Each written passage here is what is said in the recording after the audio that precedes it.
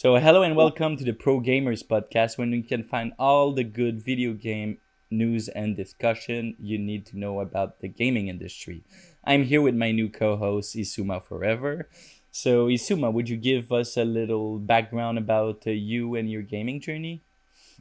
What's up, guys? You can call me Forever. You can call me Estima. You can call me Estima Forever. I am just your average gamer. I play mostly on PlayStation. I have a gaming PC and a Switch, but like I said, I play mostly on PlayStation. I play mostly MMOs, multiplayer games, just because I like to make communities and make friends and just have people to talk to while I game. Um, that's pretty much it about me. Perfect. So let's jump right into it. So first off, we have Ubisoft that finally revealed one of their many Assassin's Creed project. It was called Assassin's Creed Red, and now it's called Assassin's Creed Shadows. And it's gonna be set in Japan. A lot of info came out with like the protagonist and all of this stuff. Do you like the idea of an Assassin's Creed in Japan? And or are you tired of the Assassin's Creed formula right now? I mean, Assassin's Creed should have started in Japan. In my mind, it should have started in Japan. It's like the history of assassins and stuff that we know of at least. Like we're used to hearing Like the assassins and we ninjas and think stuff? ninjas. Yeah. And I feel like that was like a project that was like hyped for a long time. A lot of people were talking about having an Assassin's Creed set in Japan, and now they're finally making it. I'm just scared that they maybe won't change the formula from Valhalla and the other. Yeah, Finally, like I'm kind of tired of so, the Ubisoft Assassin's Creed meta. yeah, they have this thing where like the saying if there's a good thing, don't change it or whatever like that. But like Assassin's Creed has gotten to the point where it's changed from like where it was with Assassin's Creed 1 and 2 and 3, where it was like just a straight like assassination game, to now it's like a open world RPG. You Since can use mounts Origin, and actually. yeah, level your character and all the other crazy stuff. Like I think was it in Origins you can commandeer like little vessels, like little boats, and Yeah, very, like very small boats. yeah, and just like ride them around the river. Like the game has gotten really weird to me. Now they're adding in, the whole samurai thing, which I'm just like Ghost of Tsushima, but okay. Yeah, Yeah. I'm just scared that they're gonna do again, the tower stuff and just the same side quests and stuff like that. We'll see. Personally, I like those new RPG Assassin's Creed. I just wish they would focus less on it, because right now I think Ubisoft has like 6 or 8 projects focused on Assassin's Creed, and I feel like they're gonna burn out the series if they go through all of these VR project, phone projects, and yeah. Yeah. So talking about ninja games, Ghost of Tsushima is released on PC with a record of player connected at the same time for any other PlayStation game that was released on PC, single player, because Helldivers 2 was more populated Yeah. than Ghost of Tsushima. And as of right now, I have some information that the Ghost of Tsushima 2 announcement is imminent.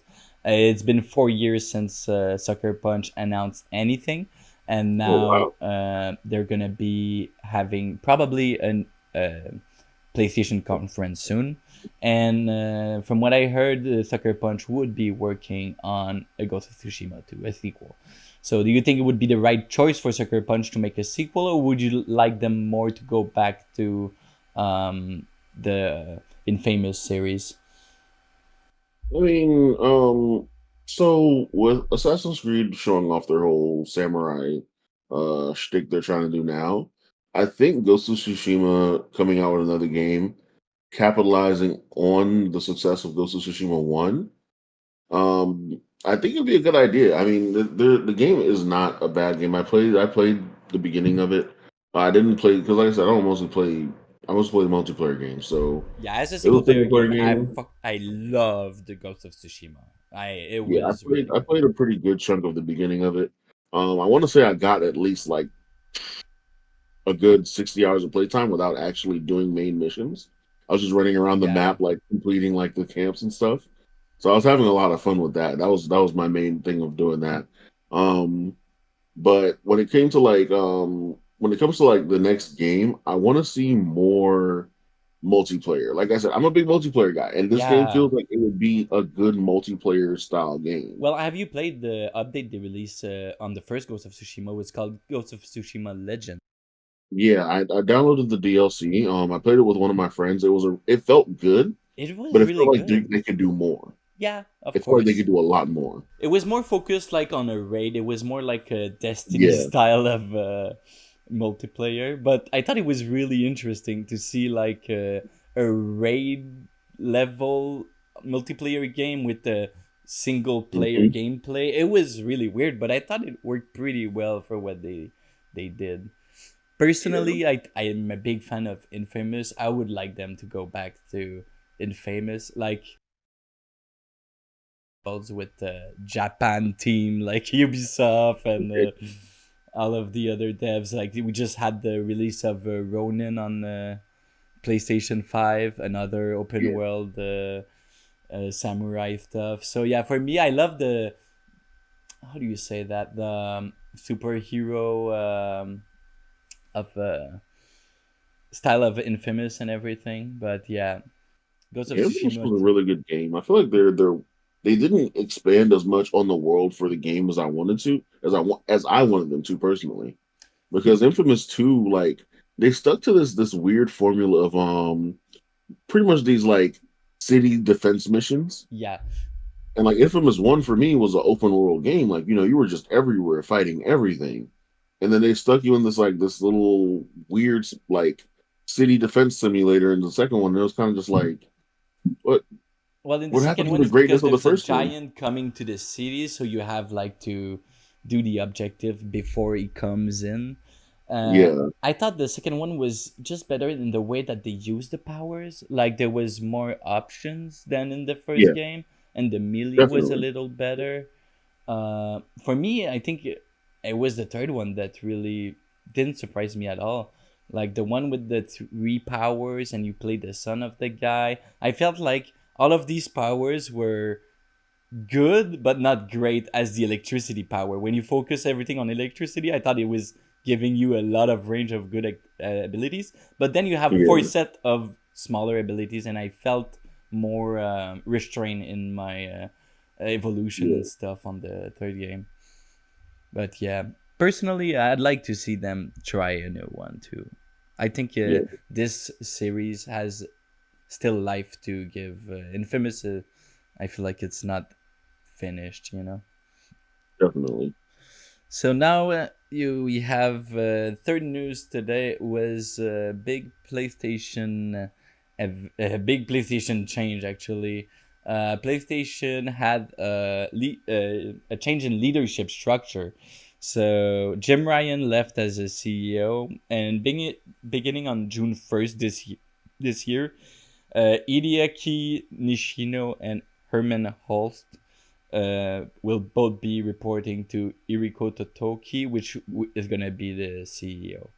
So they're gonna be, instead of having one big guy like Jim Ryan dealing with everything, they're gonna have one Japanese, one European, leading both side of Sony's, which will report to another big CEO. Yeah. So how do you think this will affect the PlayStation I business? mean, Jim Ryan, I feel like under him a lot of bad decisions were made, like the increase in price for PlayStation Plus. Oh Um, yeah, and the tiers and stuff. What yeah, the and then heck? their focus on live service games, which once again, I love multiplayer games, but live service games, the amount of stuff you have to do for the daily upkeep of live service games, it burns people out. Yeah. And I felt like they tried to put out too many live service games without thinking of the impact that they would have of people's time. And Mm-hmm. so a lot of the games got shut Cancel. down Yeah. because like people couldn't keep up. Like it takes you like 1 hour to do live service, like your daily rotation on a game like Genshin, Yeah. and then you have to do that on a game like Warframe. Then you have to go do that on a game like DC Universe Online, then you have to do it on a game like Black Desert, Yeah, and that's a it's just a great lot. point. Like, Like, there's only like a maximum you can ask for players to put into your games every day. Like, they don't yes, have unlimited time for sure.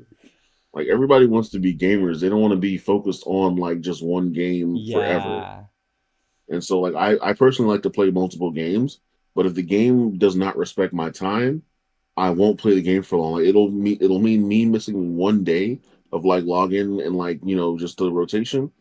And if I miss that one day, I'm like, yeah, I guess I don't like this game that much anymore. If I miss this one day, because me personally, when I get invested in a game, I won't miss a day. yeah. And And the if it's like gets to the point where it's like it's 4 o'clock and resets at 5 o'clock, and I'm laying in bed like I should get on. Nah, we're just gonna go ahead and skip this day. And and then I also know myself the next day I get up, I'm like, yeah, I guess I'm not playing that game anymore. like for me, I don't know, like the service game for me is just not that great at all. Like, I play Destiny and I just don't engage with this game as they want me to engage with it. Like, I Mhm, played Destiny, like I did the story and everything. I'm not gonna go and do like everything every day and repeat, rinse and repeat. For me, mhm, the gaming industry is going so fast. Like, you cannot just be grounded 4 years on a game that you keep updating. It's never gonna be new enough for a new game that comes out 5 years after, you know. mhm. So for me, it's just not that great. And I like the fact that you said Sony has been closing a lot of games and canceling a lot of games, like the Naughty Dog online projects. That Yeah. was probably pushed by some higher CEO stuff, and then they just finished by canceling it close to release. So that's a big loss Yeah. of time, That's talent, I, and it hurts because I'm just like, so many good games we could have, but they just don't respect players' time. And you got exactly. to respect your players' time because you're asking them to put their time and money. You're asking them to put time and money into something. Yeah, and when they don't put, well, it depends. Like, sometimes they put time and money and it just doesn't give anything at all. You know, Yep. like, yeah. So for news today, we have that one is rough. Xbox closed down two Bethesda studios after the buyout. They closed Arcane Austin and Tango Gameworks, Alpha Dog Studio, and Roundhouse Games. So four small, two big and two small devs from Bethesda. Yeah. Arcane Austin was the one who made Redfall and Prey. Mhm. Tango Gameworks made Ghostwire Tokyo and Hi-Fi Rush. Alpha Dog was a smaller Canadian studio which does only the Mighty Doom and some iOS games. And Mhm. Roundhouse. Does that make you doubt the future of Xbox Studio? Because they bought a lot of people right now. Like I said, I haven't had a good take on Xbox since they started this new move with the Game Pass. Like I know Game Pass is good for a lot of people, but eventually I feel like they're gonna change the system so much that people aren't gonna like it. Because remember, Game Pass started off as like with a long $1 trial for so long. Like people were just canceling their Game Pass and starting back up for $1 for like Yeah. years constantly. And I was one of those people that had an Xbox. I'm not gonna lie. But then they raised the price, and like with Netflix and stuff, there's constantly raising the price, but like closing down these studios that are putting out good games that people like. Hi-Fi Rush was a game that people they raved over it. People They were like loved it. going Yeah. crazy over it, They won some and things at the so Game Awards too. yeah, like it was a really good game for a lot of people, and they close the studio. They might be reabsorbing like people into different like sections to like make new games. We don't know, but we might not know about that. But the fact that you are um closing these games out of like closing studios out of nowhere with no communication on the fact that you're still going to be continuing on projects that these studios have started or did put out already. You're not getting really good consumer. There's a word that's on the tip of my tongue, but I can't reach it.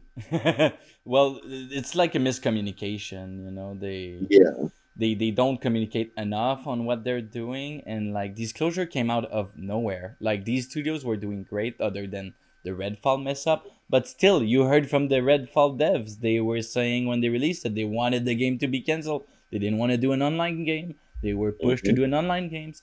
Arkane Austin had no previous experience with online games. They Yeah. worked on Dishonored and Prey, which is always single player. Yeah. So yeah, I feel like they're not using their studio properly. They definitely aren't. And like I said, I feel like that's a result of them trying to cater to Game Pass as much as actually just releasing games for full price that they which And they Game Pass I is feel nowhere like near as making money right now. They're losing a lot. yeah, and that's because they're trying to do like I said, they're trying to do this thing, which I guess I keep thinking this is what's gonna happen, and I don't want it to happen. But it feels like what's gonna happen is they're gonna use that as an excuse to lower the quality of their games in the future. And we're just not seeing it right now. What we're getting is the closure of these studios, and they're like, "Oh yeah, we're just closing these studios. We're gonna because we don't need these many studios. We don't need um these many branch offs." But then later on, we're going to hear, oh, well, because we're only charging you so much for Game Pass, we don't have to give you a full, a full priced game. Like we don't have to give you a full quality experience anymore. Like we can And give you my good problem is graphics. like, why would you buy these studios if you don't need more? Like, stop buying Yes, those that was my studios, dude. biggest thing. They just bought Activision, the biggest studio. Jesus. It's Yeah, crazy. that was one of the biggest things, right? That was like, why are you just gonna buy studios to close off a bunch of their subsections when they were doing good on their own? Yeah, exactly. And like as I said, Hi-Fi Rush was a success. I'm sure they wouldn't have gone under if it wasn't like a bigger Microsoft decision, which is sad because the studio had talents. They showed their talents, and even showing their talents didn't keep them from being closed down. So if Mhm. you're a developer working for Xbox right now, I'd be kind of scared. Like, Yeah. is my job gonna be okay? Like, are they gonna do a bunch more shutdowns because they keep buying, they keep buying? I don't even making money. So, do you think Yeah. that buying more is gonna make you more money? I don't think so. I think it's gonna they're Like I gonna said, it have, as depends. you say, to make smaller projects that release off more often. Like, I don't know. I feel like It it's a depends. weird. It depends more on if, like I said, it's not the closure of the studios that's kind of like upsetting what the community's perception of what Xbox is doing. It's the non communication in which what are they doing with the people from these studios after? Are they just letting them go when they close the studios, Well, or are they reabsorbing them into other there projects, other is one of studios? these four. Roundhouse is actually gonna be merged with another team. All of the others are closed. Yeah, so like that's the type of communication we need to know. Like, are they just closing these studios because like they're not performing, or like are they just taking people and moving into another spot and calling it a closure? Like, give us actual information so we have confidence in what you're doing. Because Yeah, if you turn out and close a game studio like the studio that put out Hi-Fi Rush, like it was a great game. They had no yeah, issues. it was beloved, Yeah, people loved the game. The game got so like, it got so like it was so well received that PlayStation players wanted to play it. and now they can play it because they released it on PlayStation. Yeah, so like why close a game that was raved for? Like people literally were signing petitions to get this game bought to PlayStation. It's crazy. They really need to give me a reason for Tango GameWorks. All of the Yeah, others I can understand. Like Redfall was such a flop, maybe okay, but Tango, come on, there's nothing there. And for me, what scares me also is that if you look at the Xbox history with their studio, uh, like look at the first studio, like one of the oldest studio that I know they bought from the Nintendo GameCube time. They bought Rare. yeah. Like Rare was making like most of the classics on Nintendo 64. They made one good game on GameCube. They were bought by Microsoft. Released a And now good they really game don't do after. anything, do they? They never released a good game after. They did Sea of Thieves, which was a flop in my opinion. There was Yeah, people play Sea of Thieves. It's well received on PlayStation so far. I played it. As opposed to Skull and Bones. It's too bare Um, bones. There's no gameplay. There's like, it's a game. It's fun because you can play online with your friends. That's all. It's yeah, just a that's pretty chat much. room with It's a good game for hosts. casual people. Like Yeah, if if you could want be. to play like a game for like a few hours with your friends, then yeah, it's a good game for like people like that. But But if you're like, like a hardcore gamer, it's not really a hardcore gamer uh thing. but they used to do like Banjo Kazooie, like I miss Banjo Conquer Kazooie. Bad Fur Day, Gold, like a bunch of great Nintendo 64 games, and the You don't Banjo. understand how much I miss Banjo Kazooie. Like Yeah, Banjo Kazooie was my ah they made the nuts and bolts on Xbox 360, and it was like a car game. It was so weird. So yeah, I'm scared that what happened to Rare is gonna happen to those studios too. Which right now I don't see them being really well managed. So well, yeah. So like, if Rare, because Rare is a developer for a lot of games that I like the main two that I want to see come back are Perfect Dark, which is like a first person shooter, and then my guilty pleasure of a game is Conker's Bad Fur Day. I don't know if you ever me heard of it. too. I love Conquer.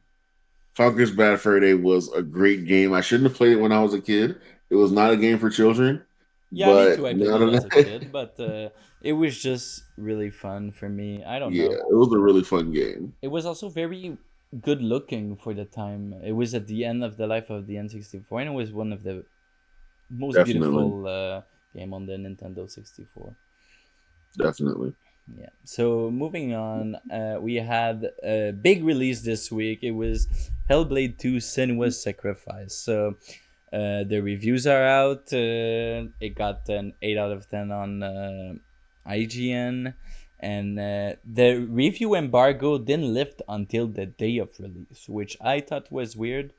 And from seeing the reviews, like, I think it wasn't necessary to not let them review the Yeah, game in advance. But what do you think? Have you seen the reception?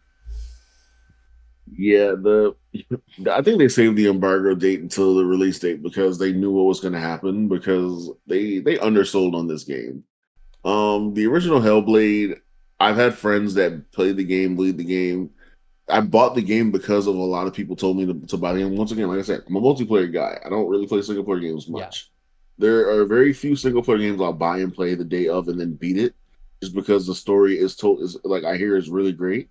Hellblade is one of those games people told me the story is really great. You should buy it. You'll play it eventually. And I was like, okay, cool. I'll play it eventually. And I'll probably enjoy it.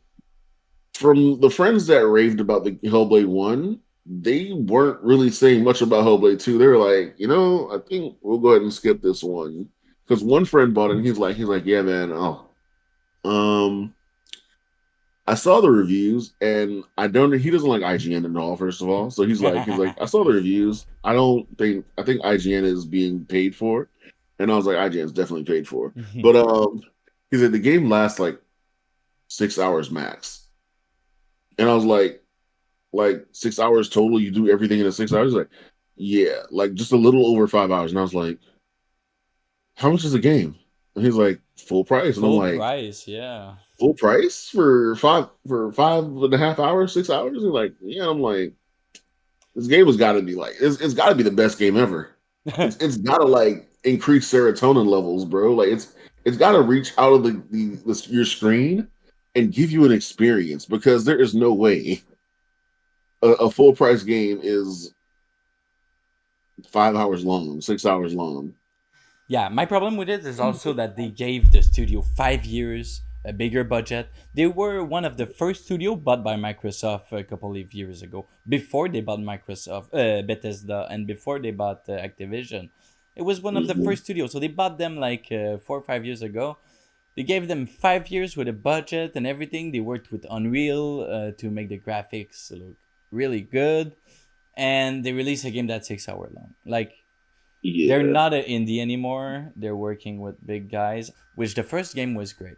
I love the first game, but it's still an indie. First game was yeah, $40. It was still 5 or 6 hours long. But to make it a full price game, making all the hype and every Xbox showcase that we had until now almost always had Hellblade 2 as a big lineup thing. It was like, Yep. for me, it was sold as much as a God of War on PlayStation, where they show it at every event and they know it's gonna be good. But then you come out and it's like, from what I hear, a little less good than the first one, which is kind of sad because they've been putting a lot more time and money into this one. Yeah. And yeah, so I'm a little bit sad to see. For me personally, I'm gonna play it 100% because it's free on Game Pass. I have my Xbox Series X. I'm gonna play it. You know, it's a Yeah. short story. But like, if I would have paid full price for that, I would have been pissed. And it still makes me think about how Microsoft will manage the studio in the future. Yep. So that's not that great. Because it is not. There's no consumer confidence when it comes to Microsoft right now. Yeah, exactly. And I don't really fund the console wars. Like I don't really go do the whole console war thing. Like PlayStation better, Xbox is better. I feel like they have their own times where like they're both equally as good. But right now, Xbox is not performing to my expectations because I used to have an Xbox. Dude, you know one great example of that? You talked about Perfect Dark earlier. Yeah. When they bought this studio who made Senua's Sacrifice, they also created a whole studio of which was supposed to be like the best studio with the best people of all the industry together Mhm. to make the new Perfect Dark. What is going on? We haven't seen anything from this game. They've been working on it for 6 years. This is a Microsoft created studio, you know, all internal. So you could expect something like Naughty Dog or Santa Monica, anything that Sony owns. And you have no news, nothing. It's weird. Well, so if it's being pushed out as a full length, top notch game, I would expect them to take more than 5 to 6 years to put out information because like look at the games like that we get that are big name AAA games that last years to come. Like my biggest example, Grand Theft Auto. Yeah. We've had Grand Theft Auto 5 since like what? For like what? 10 years now? I think it's what, 10. GTA 6, What's you the mean? date on Grand Theft Auto 5? You mean GTA 6? No, GTA 5. Because when did GTA 5 release? GTA 5 released at the end of the PS3. So 2013. Yeah, but We've they had made GTA 5 for they 11 made years. GTA 4 in the PS3 too, so it wasn't that Yeah. long. So we've had GTA 5 for 11 years though, but GTA 5, look how long GTA 5 has lasted in the current climate of games. Yeah. People play GTA 5 religiously.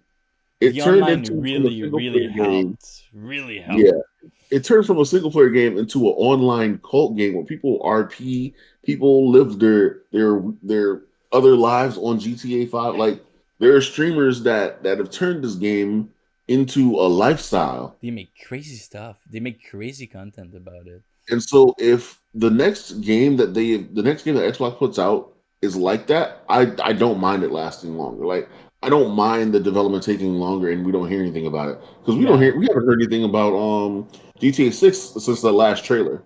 The And it problem is took that them GTA 10 years to give us 6 that trailer. has Huh? like the problem is that GTA like has history, you know. They've been working on that. They can trust them. They can put a lot of money into it. If a Hmm. new studio is born and they don't show you things for 6 years, it's You're not right. even sure You're that right. you're putting your money into something that's even alive. Like you, it's for me, it's kind of ridiculous to have that much talent at one place and still not having announced anything. Like, okay, it could be groundbreaking and like be super great, like a GTA or a Red Dead 2, but I feel like with the way that Microsoft manages stuff, I don't feel like it's possible right now. Like, do you see like a Last of Us being made by any of the Microsoft devs? I don't think. Yeah, no. I think they made the studio to do this, and now they're seeing that they have so much problem doing it. Because now they're shipping some of their work to Crystal Dynamics, which makes no sense. Yeah, Because if you switch got a studios point. like that, now your vision and all this stuff is getting distilled. Hmm. It's, I don't know. You got a point. I didn't think about it that way. Yeah. So last news this week, PSP2. That was from my informant. They say that in February, an informant said that they had documents for AMD chip that would run PS4 game and potentially downgraded PS5 games.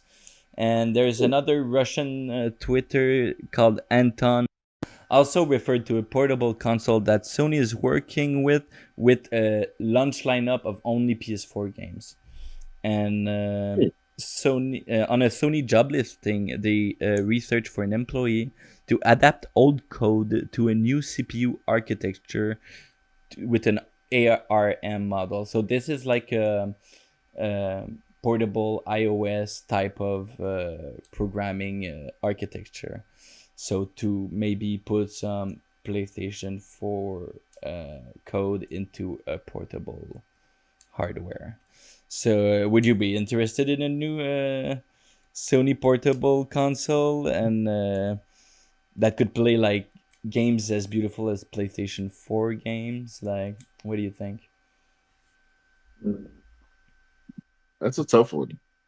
Um, there aren't really any games I would see myself playing portably, like just going around playing outside from PS4. Yeah. Uh,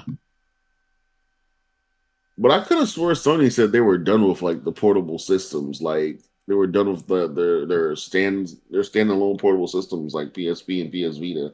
I PS thought they Vita said they was were such a done with that. flop that, yeah, at that point they said they wouldn't, but now they tested the market with the new Portal with the PlayStation 5, which way oversold what they thought it would sell, and the Switch is also really, really, really popular.